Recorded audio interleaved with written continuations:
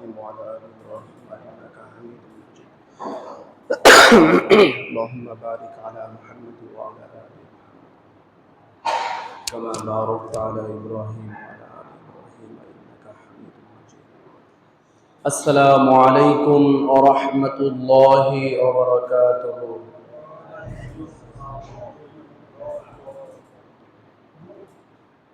إن الحمد لله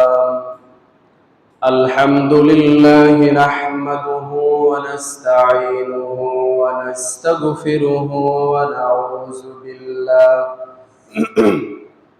ونعوذ بالله من شرور أنفسنا ومن سيئات أعمالنا من يهده الله فلا مضل له ومن يضلله فلا هادي له ونشهد أن لا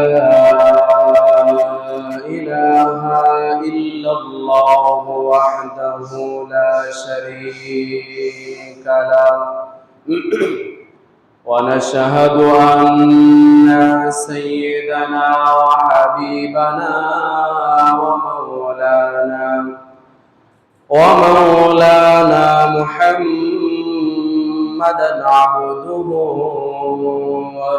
ورسوله الذي أرسله بالحق بشيرا ونذيرا وداعيا إلى الله بإذنه وسراجا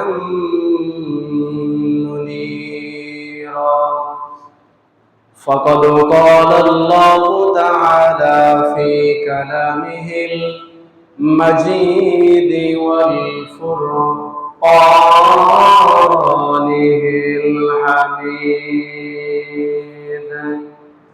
সকলে জবান খুলে উচ্চ আওয়াজে আমার সাথে পড়েন আউযু বিল্লাহি মিনাশ শাইতানির রাজীম বিসমিল্লাহির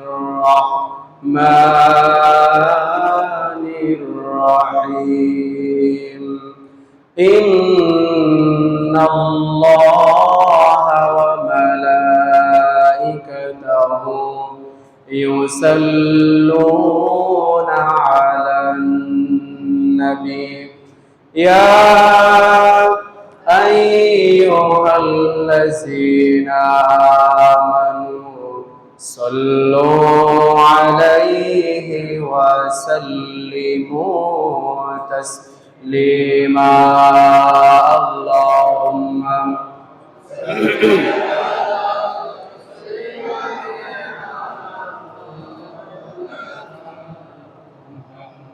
وعلى آل سيدنا حبيبنا محمد اللهم صل على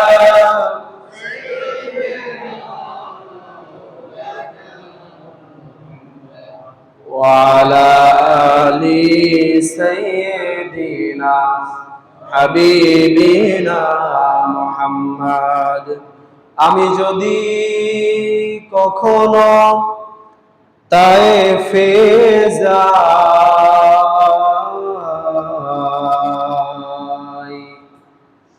আমি যদি কোনোদিন তায়েফে যাই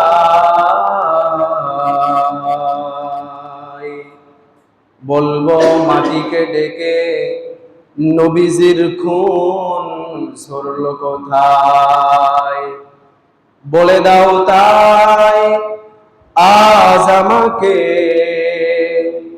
প্রতিশোধের দাবানল জ্বালাবো হেথায় বালাগাল উলা বি কামালিহি কাশাফাত তুজা বি জামালিহি হাসানাতু জামিউ খিসালিহি সাল্লু আলাইহি ওয়া আলিহি মুআজ্জাজ মুহতারাম হযরতুল উলামা ইকরাম, মুরব্বিয়ানে আযম, তালেবা আযম, পবিত্র জুমার দিনে চেয়ে আল্লাহ পাক রব্বুল আলামিন আপনাকে আমাকে শারীরিক ও মানসিক সুস্থ রেখে পবিত্র 2 রাকাত জুমার নামাজ পড়ার সুযোগ করে দিয়েছেন।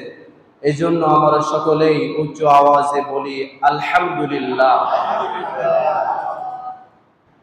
লাখো কোটি দরুদ বিশ্ব মানবতার মুক্তির দূত সাইয়্যিদুল মুরসালিন খাতামান নবিয়্যিন রাহমাতাল লিল আলামিন, যে নবী সাল্লাল্লাহু আলাইহি ওয়াসাল্লাম এই সুন্দর জীবন ব্যবস্থা ইসলামকে প্রতিষ্ঠিত করতে গিয়ে তাইফের ময়দানে দান মোবারক শহীদ হয়েছে।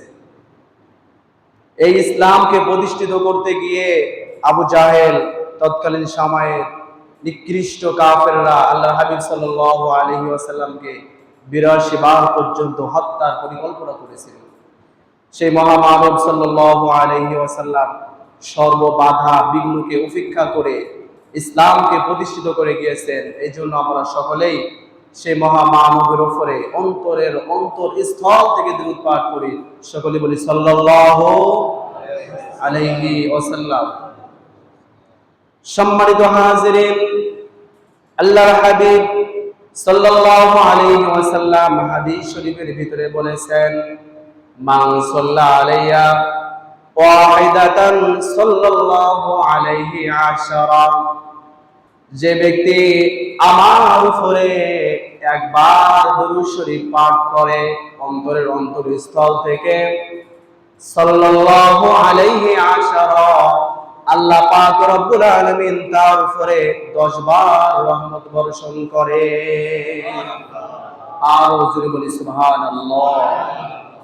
সম্মানিত হাজিরিন, দুরূদ শরীফের অসংখ্য অগণিত ফজিলাত আছে। অন্যতম একটা ফজিলাত, আল্লাহ পাক রব্বুল আলামিন এই পৃথিবীর বুকে 4 জন মহিলাকে সব থেকে সুন্দর করে সৃষ্টি করেছেন। কয়জন মহিলা? 4 জন নারীকে মহান আল্লাহ তাআলা এই পৃথিবীর বুকে সব থেকে সুন্দর করে সৃষ্টি করেছেন। তার ভিতরে 1 নাম্বার আমাদের আদি মাতা হযরত হাওয়া আলাইহিস সালাম, দ্বিতীয় নাম্বার ইব্রাহিম নবী আলাইহিস সালাতু ওয়াস সালামের প্রথম স্ত্রী হযরত সারা, তৃতীয় নাম্বার মুহাম্মদুর রাসূলুল্লাহ সাল্লাল্লাহু আলাইহি ওয়াসাল্লামের সর্বকনিষ্ঠ মেয়ে হযরত ফাতেমাতুজ জাহরা, চতুর্থ নাম্বার ইউসুফ নবী আলাইহিস সালাতু ওয়াস সালামের স্ত্রী জুলেখা। এই 4 জন মহিলাকে আল্লাহ পাক রব্বুল আলামিন এই পৃথিবীর বুকে সব থেকে সুন্দর করে সৃষ্টি করেছেন।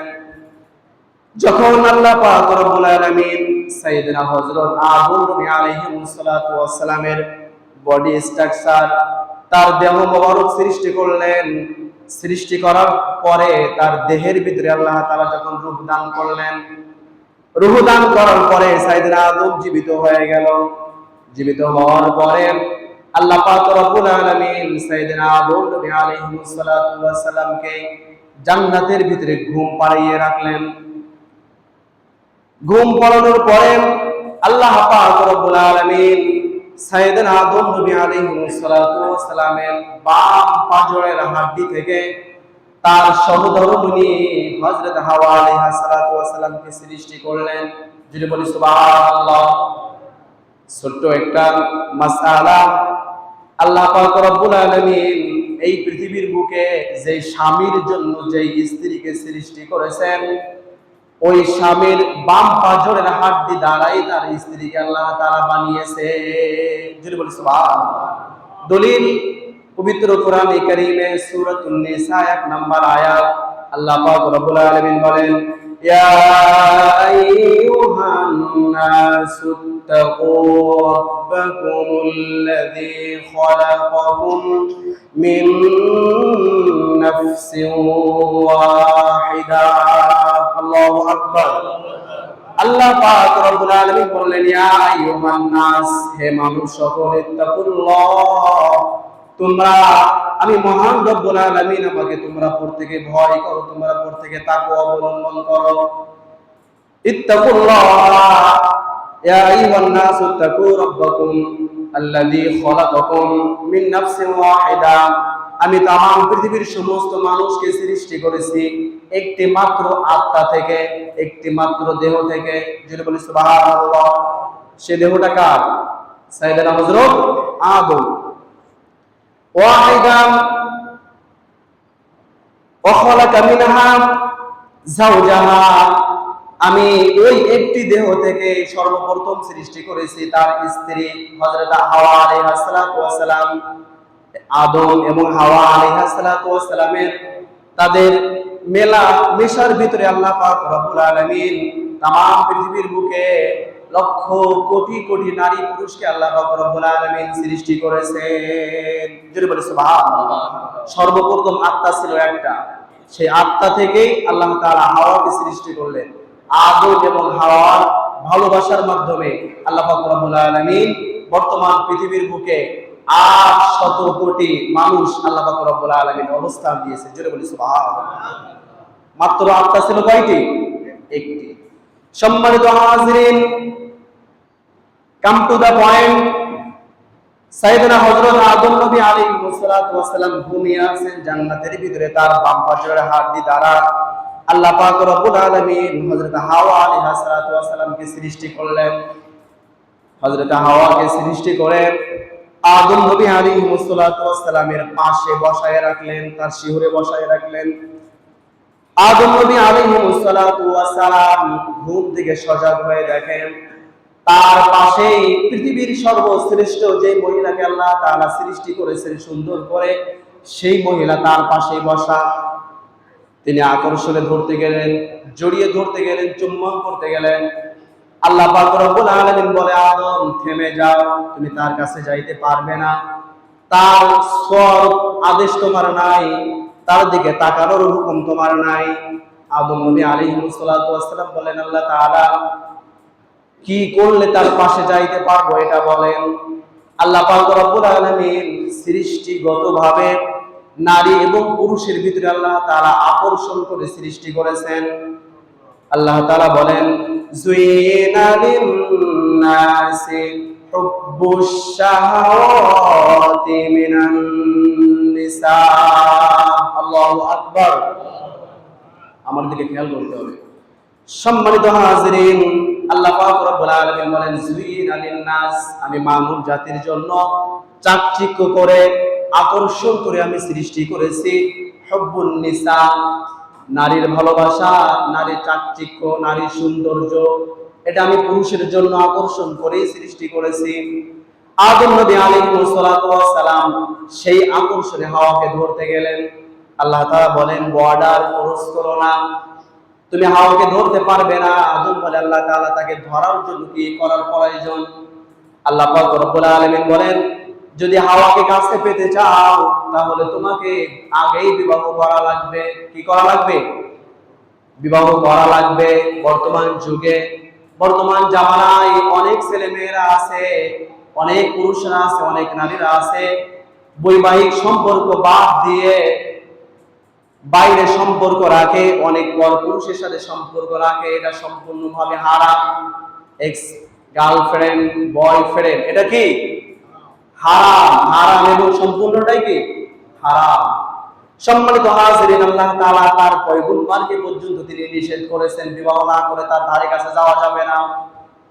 আদম নবী আলাইহিস সালাতু ওয়াস সালাম বলেন, আল্লাহ তাআলা বিবাহ করতে রাজি। বিয়ে করার জন্য কি প্রয়োজন এটা আগে আমাকে বলেন। আল্লাহ পাক রব্বুল আলামিন বলেন, তুমি যদি হাওয়াকে বিয়ে করতে চাও দেল মোহরের ব্যবস্থা করো। কের ব্যবস্থা করবে? না যৌতুকের ব্যবস্থা? যদি বলেন কের ব্যবস্থা করবে, দেল মোহর না যৌতুক? আমাদের সমাজে দেল মোহর আছে না যৌতুক আছে? যৌতুক ছাড়া বিবাহ হয় না, অথচ দেল মোহরের কোনো খবরই নাই। অনেক বেটারা মারা গেছে, তার স্ত্রীর লক্ষ লক্ষ টাকা দেল মোহর বেঁধেছিল, একটা টাকাও শোধ করে নাই। মৃত্যুর পরে আল্লাহ রাব্বুল আলামিন বলবে, তোর স্ত্রী দেল মোহর শোধ কেন করিস নাই? এই ঋণ তোকে কবরে বসে শোধ করা লাগবে। সম্মানিত হাজিরিন, দেল মোহর যেটা ধার্য করেছেন, স্ত্রীর কাছে যাওয়ার আগেই দেল মোহরের টাকাটা পরিশোধ করার ব্যবস্থা করবে, তারপরে স্ত্রীর কাছে যাবে। তবে সন্তুষ্ট চিত্তে স্ত্রী যদি আপনাকে মাফ করে দেয় সাময়িক সময়ের জন্য, এটা রুখসাত আছে, কিন্তু পরে ওটা শোধ করা লাগবে, এটা ফরজ। দিলমোহর দেওয়া কি ফরজ। আদম নবী বলে আল্লাহ তাআলা, আমি তো আছি জান্নাতের ভিতরে, আমার তো কোনো অর্থ সম্পদ নাই, কোনো টাকা পয়সা নাই, কোনো কিছুই নাই, আমি কি দিয়ে তার দিলমোহর পরিশোধ করব? আল্লাহ পাক রব্বুল আলামিন বলে, আদম তুই বিবাহ করতে চাও, কোনো টেনশন করার দরকার নাই, তোর কোনো অর্থ সম্পদ নাই, এটাও আমি আল্লাহ তাআলা জানি। যদি হাওয়াকে বিবাহ করতে চাও, আমার পয়গম্বর, আমার হাবিব মুহাম্মদুর রাসূলুল্লাহর উপরে 10 বার দুরূদ শরীফ পাঠ করো, আমি আল্লাহ পাক রব্বুল আলামিন তোমাদের বিবাহের দিলমোহর হিসাবে আমি এটাই কবুল করে নেব। আরো জোরে বলি সুবহানাল্লাহ। আদম এবং হাওয়া আলাইহিস সালাতু ওয়াস সালামের বিবাহের দিলমোহর কি ছিল? রাসূলুল্লাহর উপরে 10 বার দুরূদ শরীফ পাঠ করা। পরীক্ষা প্রায় ফেল করতেছে, আসলে আলোচনার দিকে অনেকে খেয়াল করতেছেন না, যে কারণে প্রশ্ন করলেই কি প্রশ্ন ফাঁস করা লাগবে কেমন জানি না, এই আনসার আপনারা দিতে পারতেছেন না। অ্যানসার দেওয়ার চেষ্টা করবেন, তাহলে এটা মনে থাকবে। আদম এবং হাওয়া আলাইহিস সালাতু ওয়াস সালামের বিবাহের দিলমোহর হিসেবে আল্লাহ তাআলা কি রেডিকেট করেছে? রাসূলুল্লাহর উপরে 10 বার দুরূদ শরীফ।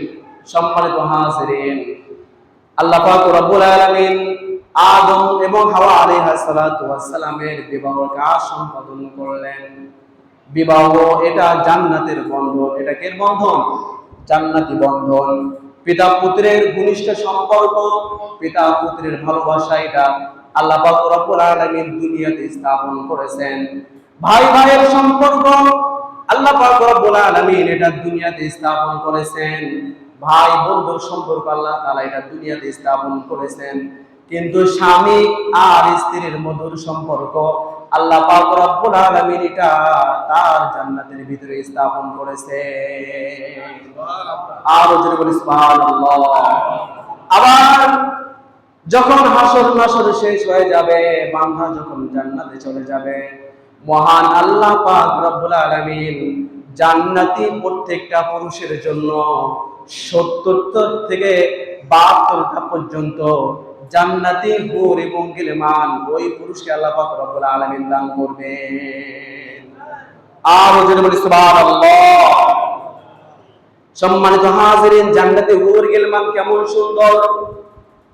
আল্লাহর হাবিব সাল্লাল্লাহু আলাইহি ওয়াসাল্লাম বলেছেন, জান্নাতি কোন রমণী যদি একবার মিষ্টি হাসি দেয় দুনিয়ার জীবনে এসে, তার মিষ্টির হাসিটা এতটা সুন্দর হবে, তার দাঁতের চেহারাটা এতটা উজ্জ্বল হবে, পূর্ণিমার রাতে চাঁদের যতটা উজ্জ্বল, তার থেকে জান্নাতি নারী, জান্নাতি রমণীর তাদের দাঁতের সৌন্দর্য আরো বেশি চমৎকার হয়ে যাবে। সম্মানিত হাজিরিন, আল্লাহর হাবিব আরো বলেছেন, জান্নাতি মহিলার একটা ওড়না যদি এই পৃথিবীর বুকে যদি অনুমান করা হয়, যদি বিক্রয় করা হয়, তামাম সৃষ্টি জগৎ, তামাম পৃথিবী যদি এক পাল্লায় রাখা হয়, জান্নাতি একজন হুর গিলমানের জন্য একজন নারীর একটা তাদের গায়ের যে ওড়না আছে, এই ওড়নার সমপরিমাণ মূল্য হবে না। যদি বলি সুবহানাল্লাহ। কতটা সুন্দর করে সৃষ্টি করেছেন। দুনিয়াতে একটু ধৈর্য ধরেন, মৃত্যুর পরে আল্লাহ পাক রব্বুল আলামিন জান্নাতের ভিতরে এইরকম ৭০টি হুর গিলমান আল্লাহ তাআলা আপনাদের জন্য দান করবেন। যদি বলি সুবহানাল্লাহ। সম্মানিত হাজিরিন, ইতিপূর্বে জুমায় পিতা মাতার হক সম্পর্কে আলোচনা করেছি। এরপরে আলোচনা করতে হয় সন্তানের হক। সন্তানের হক সম্পর্কে আলোচনা করতে হলে আগেই চলে আসে সন্তান যেখান থেকে আসে, পিতা মাতার বিবাহ। ইসলামের অত্যন্ত গুরুত্বপূর্ণ বিষয় বিবাহ, নিকাহ। আল্লাহর হাবিব সাল্লাল্লাহু আলাইহি ওয়াসাল্লাম বলেছেন, তোমরা 3টা কাজে কখনো দেরি করবে না। কয়টা কাজ? 3টা কাজে তোমরা কখনো দেরি করবে না, বিলম্ব করবে না। 1 নাম্বার, যখন ওক্ত হয়ে যায়, ওক্ত হয়ে যাওয়ার সাথে সাথে তোমরা নামাজ আদায় করো, ফরজ নামাজ। 2 নাম্বার, যখন কোনো মানুষ মারা যায়, যত সম্ভব তাড়াতাড়ি মুর্দাকে তোমরা কাফন দাফনের ব্যবস্থা করে দাও।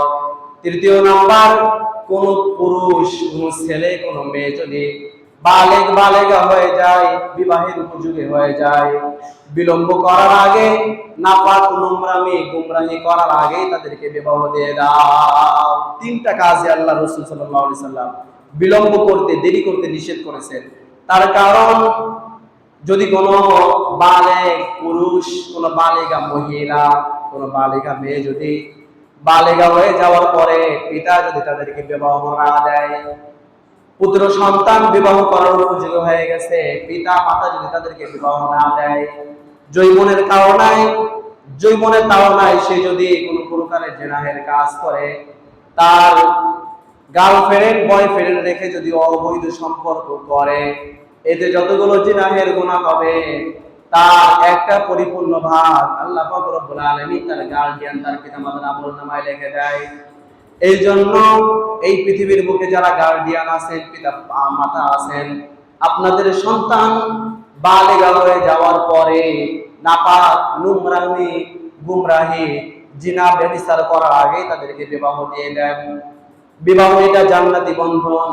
আল্লাহর হাবিব সাল্লাল্লাহু আলাইহি ওয়াসাল্লাম বলেছেন, তিরমিজি শরীফের হাদিস, আল্লাহর হাবিব বলেন, এই পৃথিবীর বুকে তিন শ্রেণীর ব্যক্তির উপরে আল্লাহ পাক রব্বুল আলামিন সাহায্য করাকে তার জন্য তিনি ওয়াজিব করে নাই। যদি বলি সুবহানাল্লাহ।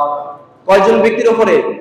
তিন শ্রেণীর ব্যক্তির উপরে আল্লাহ পাক রব্বুল আলামিন রহম করা, তাদের উপরে সাহায্য করা আল্লাহর জন্য তিনি নিজেই ওয়াজিব করে নাই।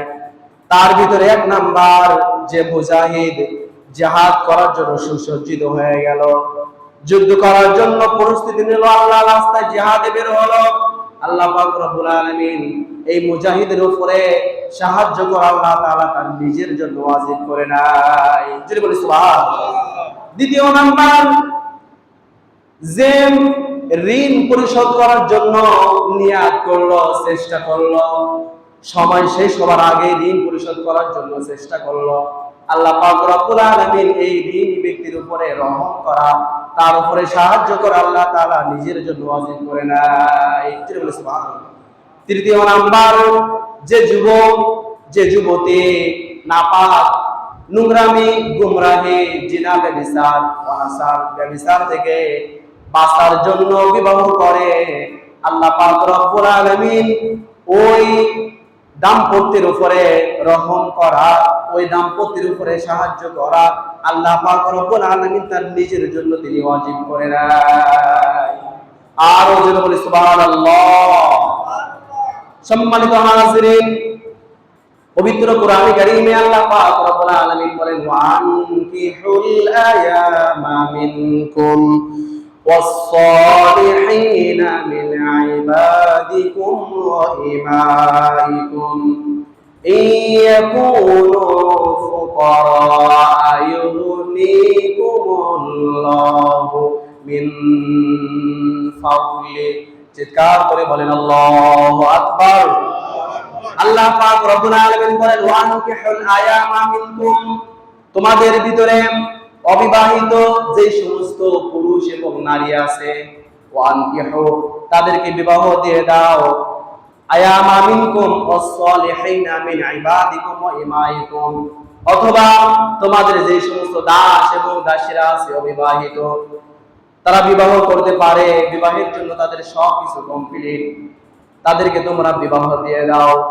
ওয়াস-সালিহিনা মিন ইবাদিকুম ওয়া ইমাইকুম ইয়াকুনু ফুকারা, তারা ভয় পাইতেছে গরিব, অসহায়, দুস্থ, দারিদ্র, বিবাহের পরে স্ত্রীকে কি খাইতে দেবে, সাংসারিক খরচ কিভাবে মেটাবে, তাদের নিজের কোনো চাকরি বাকরি নাই, আয় ইনকামের কোনো উৎস নাই, বেকার ছেলে বেকার যুবক বিবাহ করতে ভয় পাইতেছে।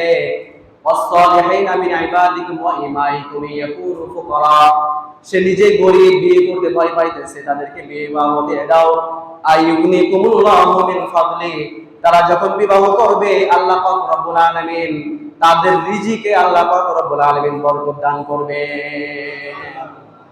আইয়ুগনিকুমুল্লাহু মিন ফাদলি, ছেলে মেয়ে, ছেলেকে বিবাহ দিতে চাচ্ছেন না, ছেলে কোনো চাকরি পায় নাই, বয়স হয়ে গেছে 25 বছর, ওদিকে তার ইউনিভার্সিটিতে, ওদিকে তার কলেজে 10টা 15টা পর্যন্ত গার্লফ্রেন্ড নিয়ে ঘোরে, পার্কে, বিভিন্ন জায়গায়, আবাসিক হোটেলে, খুলনা ঢাকা আবাসিক হোটেলে তাদের গার্লফ্রেন্ড নিয়ে ঘুরে বেড়ায়। অথচ তাদেরকে বিবাহ দিচ্ছেন না, তার চাকরি নাই বলে, চাকরির দরকার নাই, নাপাক নোংরামি গুমরাহি করতেছে, তাদেরকে বিবাহ দিয়ে দেয়। আল্লাহ পাক রব্বুল আলামিন বলেছেন আইয়ুগনিকুমুল্লাহু মিন ফাদলি, আমি আল্লাহ পাক রব্বুল আলামিন তাদের রিজিকে বরকত দান করব। জোরে বলি সুবহানাল্লাহ।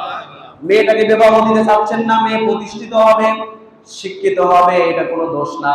ইসলাম নারীকে শিক্ষিত করার জন্য নারী শিক্ষা, এটা ইসলাম সাপোর্ট দেয়।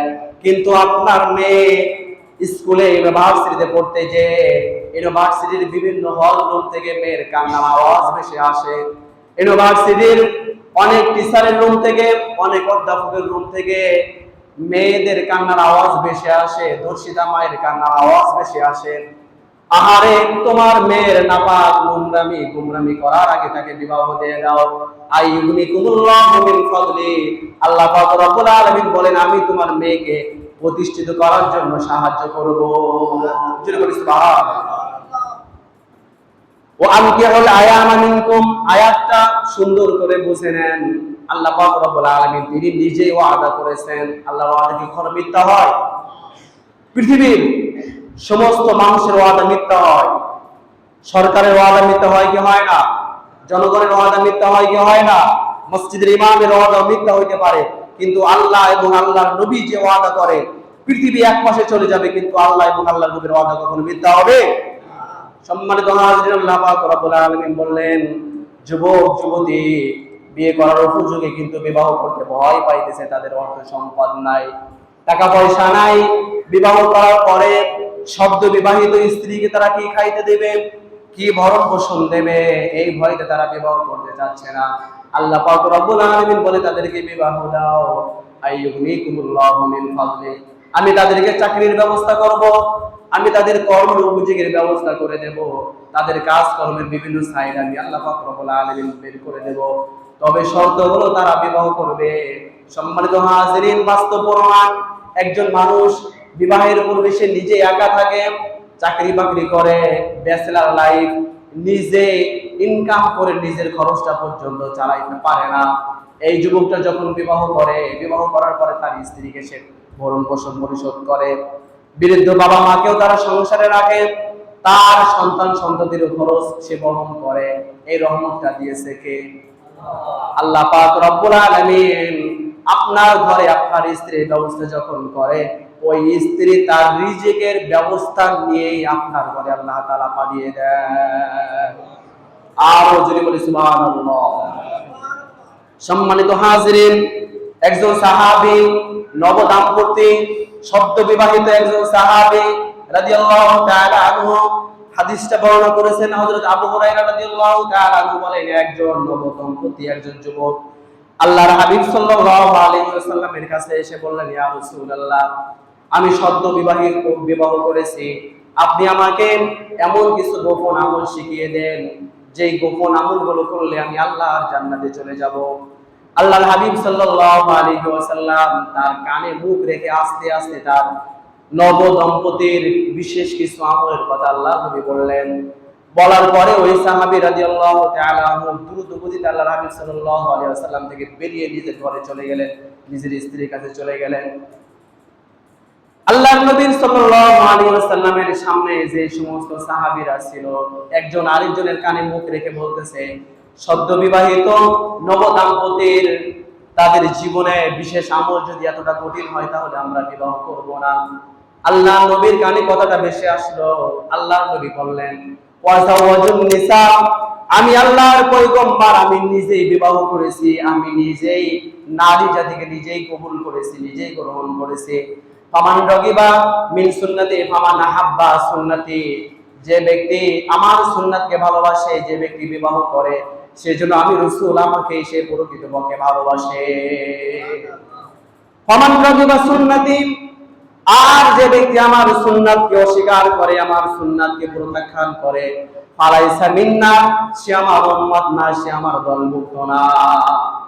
যে বিবাহ করাকে অস্বীকার করে, ট্রান্সজেন্ডার, মেয়ে ছেলে মেয়েকে বিবাহ না করে পুরুষ আরেকটা পুরুষকে বিবাহ করে, ট্রান্সজেন্ডার, যেটাকে আন্দোলন হয়েছিল এখান থেকে 2-3 মাস আগে, আমাদের পাঠ্য বই, আমাদের কোমলমতি শিশু 6-7 এর বইতে এই কোমলমতি শিশুদেরকে ট্রান্সজেন্ডারের এই নোংরামি শিক্ষা তাদেরকে দেওয়া হচ্ছে, যাতে করে তারা ছেলে মেয়েকে বিবাহ না করে পুরুষ আরেক পুরুষকে বিবাহ করে তারা যেন এই নাপাক নোংরামি গুমরামি করে, এই শিক্ষা তাদেরকে দেওয়া হচ্ছে। আমরা এই জুমার মসজিদ থেকে তাদের বিরুদ্ধে অবস্থান জানাইতে চাই। কথা বলে ঠিক কিনা? সম্মানিত হাজিরিন, আল্লাহর হাবিব সাল্লাল্লাহু আলাইহি ওয়াসাল্লাম ওই যুবকদেরকে বললেন, তোমরা বিবাহ করো, আল্লাহ পাক রব্বুল আলামিন তোমাদের উপরে রহম করবেন। সম্মানিত হাজিরিন, এই পৃথিবীর বুকে অত্যন্ত গুরুত্বপূর্ণ বিষয় হলো বিবাহ।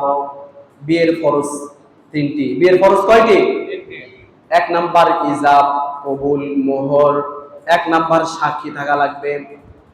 বিয়ে হওয়ার জন্য দুইজন পুরুষ সাক্ষী যদি না থাকে তাহলে চারজন নারী সাক্ষী থাকতে হবে।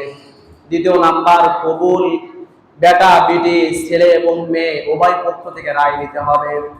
ছেলেটা সরকারি চাকরি করে, তার লক্ষ কোটি টাকার পয়সা আছে, বয়স অনেক বয়ঃবৃদ্ধ হয়ে গেছে, মা মেয়ের বাবার কাছে প্রস্তাব নিয়ে গেছে, মেয়ে ওই ছেলেকে বিবাহ করতে রাজি না, বাবা জোর করে মেয়েকে ওই ছেলের সাথে বিবাহ দেয়। এই অধিকার আল্লাহ পাক রব্বুল আলামিন ওই বাবাকে দেন নাই। যদি কোনো নারীকে বিবাহ দিতে চাও, কোনো মেয়েকে যদি বিবাহ করাইতে চাও, আল্লাহর নবী বলেছেন আগে ওই মেয়ে থেকে হুকুম নাও, ওই মেয়ের অনুমতি নাও, ওই মেয়ে কবুল আছে কিনা, ওই মেয়ে রাজি আছে কিনা আগে জেনে নাও। ছেলে এবং মেয়ে দুইজন যখন রাজি হবে তারপরে বিবাহ হবে। বাবা যদি জোর জুলুমতো করে, সমাজ যদি জোর জুলুমতি করে যদি বিবাহ দেয়, এটা হবে তার জন্য অন্যায়, অত্যাচার। বিবাহের জন্য ছেলেও যেমন রাজি হতে হবে, মেয়ে পক্ষ কি রাজি হতে হবে। আপনার মেয়ে বিধায় আপনি তাকে জোর জুলুমতি করে বিবাহ দেবেন, এটা ইসলাম কখনো মানে না। সম্মানিত হাজিরিন, বিয়ের ফরজ তিনটা। এক নাম্বার ইজাব, কবুল। তৃতীয় নাম্বার মোহর দিতে হবে। ওয়াতুন নিসা সাদাকাতিহিন্না নিহলা। আল্লাহ পাক রব্বুল আলামিন বলেছেন, যদি তোমাদের পুরুষদেরকে বা তোমরা যদি বিবাহ করতে চাও, সন্তুষ্ট চিত্তে তোমাদের স্ত্রীদের দেল মোহর পরিশোধ করো। যদি দেল মোহরের টাকা যদি কোনো পুরুষ জোগাড় করতে না পারে, আল্লাহ হাবিব সাল্লাল্লাহু আলাইহি ওয়াসাল্লাম বলেছেন সে বিবাহ করবে না, সে রোজা রাখবে, রোজা রেখে তার যৌবনকে ইবাদত করবে। সম্মানিত হাজিরিন, বিয়ে কয়েকটা স্টেপ আছে। কারোর জন্য বিবাহ করা ফরজ, আবার কারোর জন্য বিবাহ করা ওয়াজিব, আবার কারোর জন্য বিবাহ করা সুন্নাত। কারোর জন্য বিবাহ করা ফরজ ওই ব্যক্তির জন্য যে পুরুষত্ব ভাবে একেবারে পরিপূর্ণ পুরুষত্ব, এরপরে তার স্ত্রী ভরণ পোষণ দিতে সক্ষম। এই পুরুষ যদি নাপাক নোংরামি গুমরাহি করার যদি কোনো নাপাকের দিকে যদি সে ঝুঁকি হয়ে যায়, তাহলে তার জন্য বিবাহ করা ফরজে আইন। এরপরে যদি কোনো পুরুষ একটা বিবাহ করেছে, এরপরেও নিজের স্ত্রীকে দিয়ে সে খায়েশ মেটাতে পারতেছে না, বাইরে তার নজর চলে যাচ্ছে, চোখ চলে যাচ্ছে, সেক্ষেত্রে মাসনা অসলাসা দ্বিতীয় বিবাহ করতে পারবে। অরুবা চারটি পর্যন্ত বিবাহ করতে পারবে। একটা বিবাহ করেছে, নিজের স্ত্রী সক্ষম নয়, তাহলে সে দ্বিতীয় বিবাহ করতে সক্ষম। দ্বিতীয় স্ত্রী দিয়েও হচ্ছে না, সে তৃতীয় বিবাহ করতে পারবে। কিন্তু নিজের স্ত্রী বাদে গার্লফ্রেন্ড রাখা যাবে? অন্য স্ত্রী অন্য কোনো বেগানা মহিলার কাছে যাওয়া যাবে? ফোনে কথা বলা যাবে মিষ্টি মিষ্টি মধুর ভাষায়? এটা সম্পূর্ণ হারাম, সম্পূর্ণ জিনাহের গুনাহ হবে। কোরআনের ভাষায় আযযানিয়াতু ওয়াজ্জানি ফাজলিদু কুল্লা ওয়াহিদিন মিনহুমা মিআতা জালদা। নিজের স্ত্রী বাদে কোনো ব্যক্তি যদি বিবাহ বহির্ভূত সম্পর্ক যদি কোনো ব্যক্তি করে, তাহলে তাদের গলা পর্যন্ত পুঁতে দাও, গলা পর্যন্ত পুঁতে তাদেরকে পাথর মেরে তাদেরকে হত্যা করো। সম্মানিত হাজির, নিজের স্ত্রী দিয়ে হচ্ছে না, আপনি আরেকটা বিবাহ করতে পারেন, তবে ইনসাফ প্রতিষ্ঠা করতে হবে। মাসনা ওয়া সুলাসা ওয়া রুবা ফাইন খিফতুম আল্লাহ তাআদিলু ফাওয়াহিদা। আল্লাহ পাক রব্বুল আলামিন পরবর্তীতে বলে দিয়েছেন, যদি ইনসাফ প্রতিষ্ঠা না করতে পারো, নিজের স্ত্রীকে সামলাইতে না পারো, ফাওয়াহিদা একটার উপরে বিবাহ করা তোমার জন্য হারাম হবে। বিবাহ করা কারোর জন্য হারাম। যদি আপনার স্ত্রী আপনার উপরে নাকশ থাকে, আপনার স্ত্রীর খায় যদি আপনি মিটাইতে না পারেন, দ্বিতীয় বিবাহ করা আপনার জন্য কি হারাম। বর্তমান যুগে অনেকে দলিল দেয় আমাদের নবী তো 11টা পর্যন্ত বিবাহ করেছে। আরে জানেন কি আমার নবীর ক্ষমতা কেমন ছিল? আল্লাহর হাবিব সাল্লাল্লাহু আলাইহি ওয়াসাল্লাম বলেন, জান্নাতের ভিতরে 40 জন তরুণ এবং যুবকের গায়ে যে শক্তি, ওই শক্তি আল্লাহ পাক রব্বুল আলামিন আমি নবী আমার শরীরে আল্লাহ তাআলা দিয়েছে। জান্নাতের 40 জন তরুণ এবং যুবকের শক্তি মানে দুনিয়ার 4000 মুহাম্মাদানের শক্তি, যা আল্লাহ নবী সাল্লাল্লাহু আলাইহি ওয়াসাল্লামের একা শরীরে সেই শক্তি আল্লাহ তাআলা দিয়েছে। তৎকালীন জামানায় মক্কার সবথেকে বড় কুস্তিগীর রুকানা, যাকে কেউ হারাইতে পারে না, চ্যালেঞ্জ করেছে যে কেউ যদি আমাকে হারাইতে পারে সে যা বলবে আমি তার কথা কবুল করে নেব। আল্লাহর নবী বললেন, আলটিমেটাম দিলেন, আমি তোমাকে হারাই দেব, তবে শর্ত একটাই, তোমাকে ইসলাম কবুল করতে হবে। সে কবুল করে নিল। আল্লাহর নবী কোন সাহাবীকে না বলে তিনি চলে গেলেন কুস্তিগীরের কাছে, যে বললেন, আগে আমাকে ধরো, তোমার যতটা শক্তি আছে তোমার সমস্ত শক্তি দিয়ে আমাকে ধরো।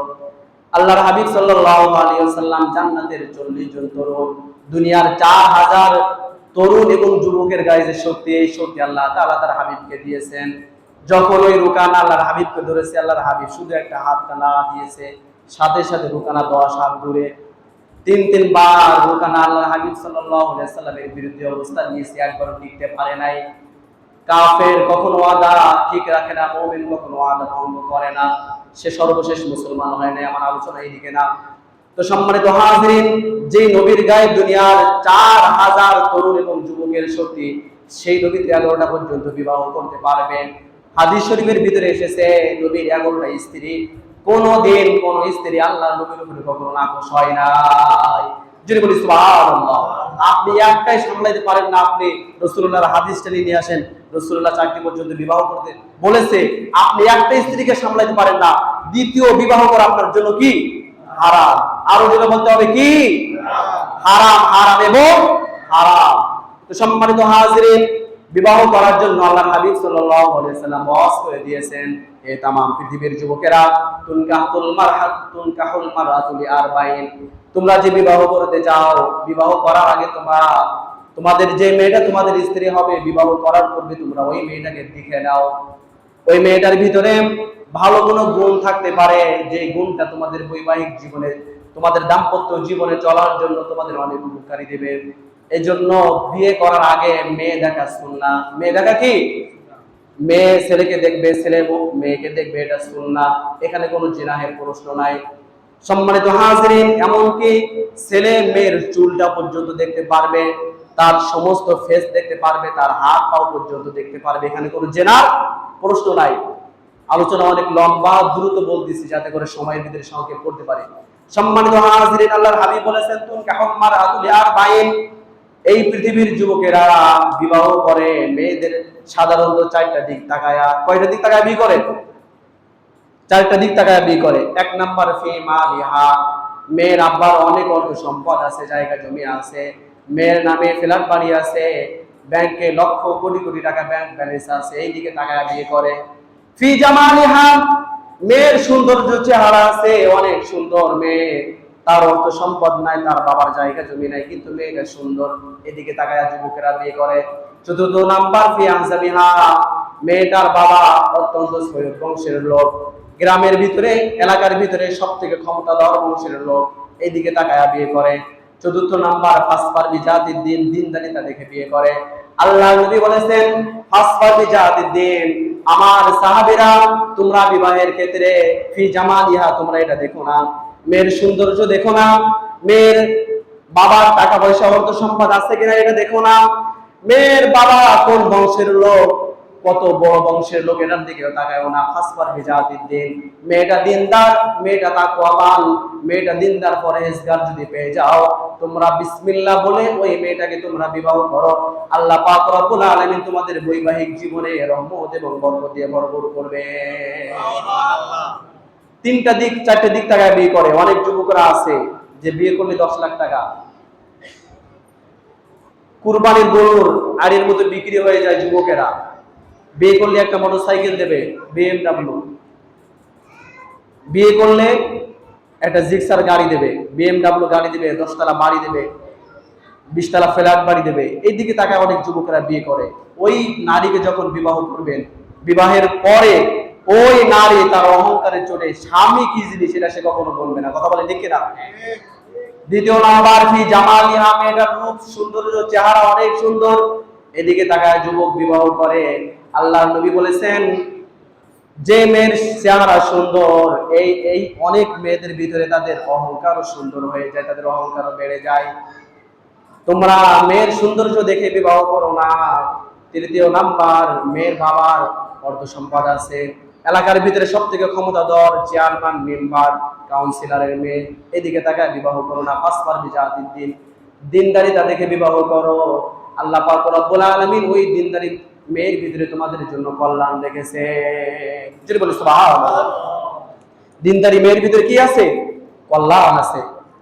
সম্মানিত হাজিরিন, এই পৃথিবীর অর্ধ পৃথিবীর খলিফা, খলিফাতুল মুসলিমিন ওমর ফারুক রাদিয়াল্লাহু তাআলা আনহু, তিনি যখন অর্ধ পৃথিবীর বাদশা, রাতের গভীরে তিনি ঘর থেকে বেরিয়ে গেলেন, ফোরাত নদীর কূলে দাঁড়িয়ে বললেন, এই ফোরাত নদীর কূলে সমস্ত জীব জানোয়ারের ভিতরে একটা কুকুরও যদি না খেয়ে মারা যায়, কাল কিয়ামতের ময়দানে আমি ওমরকে আল্লাহর আসামির কাঠগড়ায় দাঁড় করানো হবে। যদি বলি আল্লাহু আকবার। সাইয়েদনা ওমর রাতের বেলা গভীরে তিনি বের হলেন, তার রাষ্ট্রের ভিতরে কোন জনগণ খেয়ে আছে, কে না খেয়ে আছে, কে কিভাবে রাত যাপন করতেছে। চলতে চলতে মদিনার মরুভূমি এলাকা, নিবৃত অঞ্চল, নিরালয় নির্জন নিবৃত পল্লীর ভিতরে তিনি ঢুকে গেলেন। রাত গভীর, হঠাৎ করে এক ঘরের ভিতরে থেকে এক গোয়ালিনী মা তার মেয়েকে বলতেছে, মা দুধের ভিতরে পানি মিশাও। কেতে পানি মিশাবে? দুধের ভিতরে পানি মিশাও। সাইয়েদনা ওমর ওই ঘরের পাশ দিয়ে যাচ্ছিলেন, তিনি থমকে দাঁড়ালেন। মা মেয়েকে কি বলে দুধের ভিতরে পানি মিশাবে, এটা তো সম্পূর্ণ নিষেধ। সাইয়েদনা ওমর দাঁড়িয়ে থাকলেন, মেয়েটা তার কোমলমতি কণ্ঠ থেকে সে আওয়াজ দিল, মা। আল্লাহ পাক রব্বুল আলামিন খলিফাতুল মুসলিমিন হযরত ওমর ফারুক রাদিয়াল্লাহু তাআলা নিষেধ করেছে দুধের ভিতরে পানি দেওয়া যাবে না। মা বলেন, তুমি দুধের ভিতরে পানি মিশাও। মেয়েটা বলে, মা দুধের ভিতরে পানি দেওয়া যাবে না, খলিফাতুল মুসলিমিন নিষেধ করেছে। মা আবার বলে, মেয়ে আমার উপরে কথা বলো, দুধের ভিতরে পানি মিশাও। তোমার কি খলিফাতুল মুসলিমিন ওমর ফারুক রাদিয়াল্লাহু তাআলা সে কি দেখতেছে নাকি? সে তো দেখতেছে না তুমি দুধের ভিতরে পানি মিশাও, অথচ খলিফাতুল মুসলিমিন কোথায় আছে? ঘরের বারান্দায়। খলিফাতুল মুসলিমিন কথাগুলো শুনতেছেন, মেয়ে কি জবাব দেয়? মেয়ে জবাব দেয়, মা দুধের ভিতরে পানি মেশানো যাবে না। খলিফাতুল মুসলিমিন ওমর ফারুক রাদিয়াল্লাহু তাআলা তিনি এখন ঘুমিয়ে থাকতে পারে, কিন্তু ওই খলিফার যিনি রব, আমার যিনি রব আল্লাহ, লা তাখুযুহু সিনাতুন ওয়ালা নাওম, তিনি তো কখনো ঘুমান না, তিনি কখনো নিদ্রাও যান না, তিনি তো দেখতেছেন। জোরে বলি আল্লাহু আকবার। খলিফা ঘুমিয়ে থাকতে পারে, কিন্তু আল্লাহ তো দেখতেছে, এটা আপনি কিভাবে ঠেকাবেন? ওমর ফারুক রাদিয়াল্লাহু তাআলা ঘরের পিছনে তিনি দুইটা ডাক আঁকলেন। ফজরের নামাজের পরে দুইজন সাহাবীকে পাঠিয়ে দিলেন, যাও ওই মেয়েটা বিবাহ হয়েছে কিনা, যদি বিবাহ না হয়ে থাকে গোয়ালিনীর মেয়ের জন্য আমার ছেলে আব্দুল্লাহর বিবাহের প্রস্তাব দিয়ে দাও। আরো জোরে বলতে হবে সুবহানাল্লাহ। অর্ধ পৃথিবীর বাদশা আপনার মতো এই মুল্লাপাড়ার ১ নম্বর গল্লির একটা বাড়ির মালিক নয়। খলিফাতুল মুসলিমিন যিনি অর্ধ পৃথিবীর বাদশা, তার ছেলেকে বিবাহ দিয়েছে একটা গোয়ালিনীর মেয়ের সাথে। ওই মেয়েটার রূপ সৌন্দর্য দেখে নাই, মেয়েটার বাবার কত অর্থ সম্পদ আছে এটা দেখে নাই, মেয়েটা কোন বংশের এটা দেখে নাই। খলিফাতুল মুসলিমিন শুধু দেখেছে মেয়েটার ভিতরে তাকওয়া আছে, ভয় আছে। কার? আল্লাহর ভয় আছে। সাইয়েদনা ওমর জানে যে মেয়েটার ভিতরে ভয় আছে। কোন যুবক যদি ওই মেয়েটাকে বিবাহ করে, তাদের বৈবাহিক জীবনে, তাদের দাম্পত্য জীবনে আল্লাহ পাক রব্বুল আলামিন শান্তি দিবেন। জোরে বলি সুবহানাল্লাহ। আল্লাহর নবী বলেছেন, আদ-দুনিয়া কুল্লুহা মাতাউন, तमाम পৃথিবীবাসী তোমরা শুনে রাখো, तमाम সৃষ্টি জগতের ভিতরে তোমাদের দুই নয়নে যা কিছু দেখো সব কিছু ভোগের জিনিস।